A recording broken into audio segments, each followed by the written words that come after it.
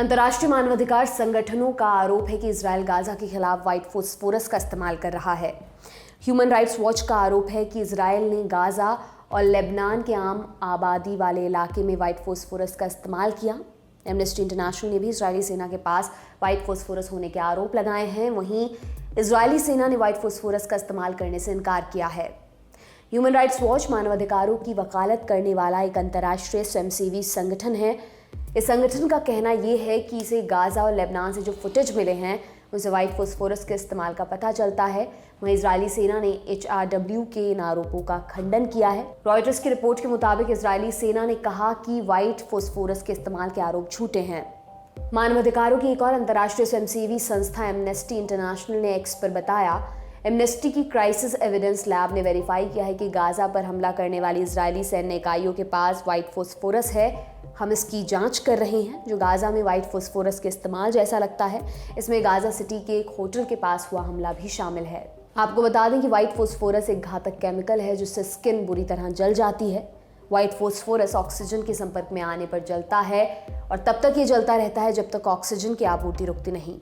Human rights watch का कहना है कि इजरायल ने गाजा और लेबनान में अपने सैन्य अभियानों में व्हाइट फास्फोरस का इस्तेमाल किया। इससे आम आबादी को गंभीर खतरा है। HRW के मुताबिक उन्होंने हमले के वीडियोस का एनालिसिस किया जिसमें व्हाइट फास्फोरस के इस्तेमाल का पता चला है। संगठन ने 10 और 11 अक्टूबर को लेबनान और गाजा में लिए गए फुटेज को वेरीफाई किया है। इसमें गाजा सिटी पोर्ट और इजरायल लेबनान सीमा के पास 2 ग्रामीण जगहों पर तोपखाने से दागे गए व्हाइट फास्फोरस का इस्तेमाल दिखाई दे रहा है। ह्यूमन राइट्स वॉच ने कहा कि उन्होंने 2 लोगों का इंटरव्यू भी लिया जिन्होंने गाजा में हुए हमले के बारे में बताया है। इजरायली सेना ने क्या बोला ये भी आपको बताते हैं। HRW के मुताबिक इजरायली अधिकारियों ने इस पर कोई टिप्पणी नहीं की कि उन्होंने हमास के साथ जारी जंग के दौरान व्हाइट फास्फोरस का इस्तेमाल किया या फिर नहीं। वहीं रॉयटर्स की रिपोर्ट के मुताबिक इजरायल का कहना है कि उसने इस हफ्ते गाजा के खिलाफ जंग में व्हाइट फास्फोरस का कोई इस्तेमाल नहीं किया है। इजरायली सेना ने एक बयान में कहा, गाजा में व्हाइट फास्फोरस के उपयोग के संबंध में इजरायली डिफेंस फोर्स के खिलाफ लगाया गया आरोप स्पष्ट तौर पर झूठा है। HRW ने कहा कि गाजा में व्हाइट फास्फोरस का इस्तेमाल अंतर्राष्ट्रीय मानवीय कानूनों का उल्लंघन है जिसके तहत नागरिकों को अनावश्यक जोखिम में नहीं डाला जा सकता। संगठन ने कहा कि गाजा दुनिया के सबसे घनी आबादी वाले क्षेत्रों में से एक है। यहाँ व्हाइट फास्फोरस का इस्तेमाल नागरिकों के लिए जोखिम को बढ़ाता है। HRW में मध्य पूर्व और उत्तरी अफ्रीका की डायरेक्टर लामा फकीही ने कहा, जब भीड़भाड़ वाले नागरिक इलाकों में व्हाइट फास्फोरस का इस्तेमाल किया जाता है तो इससे गंभीर जलन और जिंदगी भर रहने वाली दिक्कतों का खतरा होता है। जब आबादी वाले शहरी इलाकों में व्हाइट फास्फोरस का अंधाधुंध हवाई विस्फोट होता है तो ये घरों को जला सकता है। इससे नागरिकों को गंभीर नुकसान पहुंच सकता है।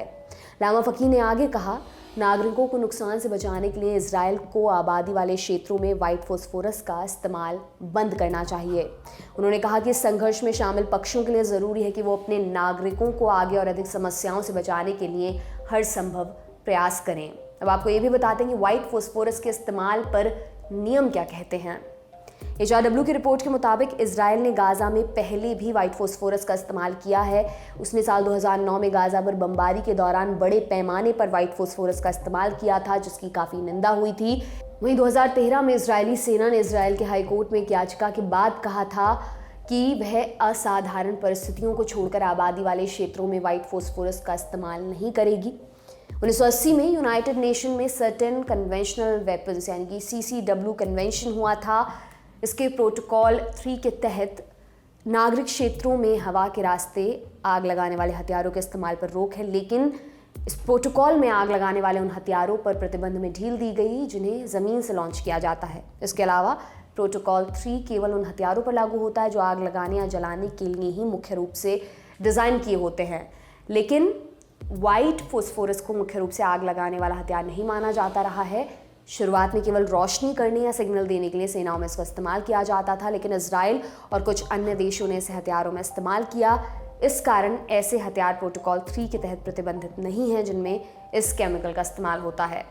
फिलिस्तीन 5 जनवरी 2015 को और लेबनान 5 अप्रैल 2017 को प्रोटोकॉल 3 का समर्थन करने वाले देशों में शामिल हुआ, जबकि इजराइल इसमें शामिल नहीं है।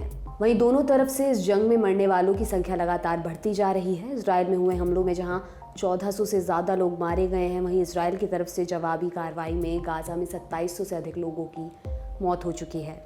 आपके लिए तमाम जानकारी लेकर आई हमारी साथी सुरभि। मेरा नाम दिव्यांशी सुमराव है। आप देखते रहिए दी लल्लन टॉप। शुक्रिया।